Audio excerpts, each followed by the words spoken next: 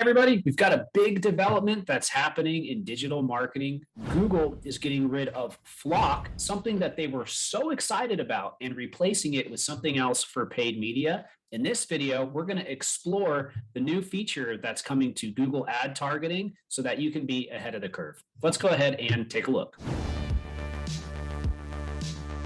Before you get started, make sure to click the notification bell and make sure to subscribe so that you can get more videos like this in the future. Okay, so Google is replacing FloC, or Federal Learning of Cohorts, which was a way that you could target people through Google Ads. What are they replacing it with? Well, the new proposal is something a little bit different. It's called Topics, and here's how it works. So basically, Topics is going to figure out the topics that you're the most interested in, and it's going to be based off of your browsing history. According to Search Engine Land, there's no external servers, and they're not going to be sharing that data with participating websites. And there's going to be a trial of this that's going to be coming to Chrome.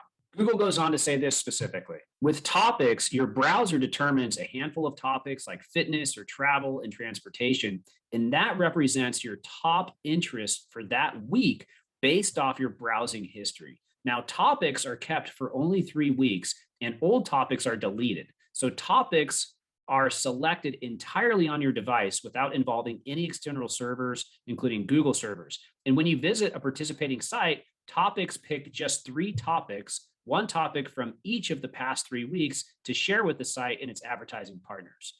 So Topics enable browsers to give you meaningful transparency and control this data. And in Chrome, they're actually building user controls that let you see the topics and remove any that you don't like or disable the feature completely. Topics are also kind of curated so that there aren't any sensitive categories. Google says by providing websites with your topics of interest, online businesses have an option that doesn't involve covert tracking techniques like browser fingerprinting in order to continue serving you relevant ads.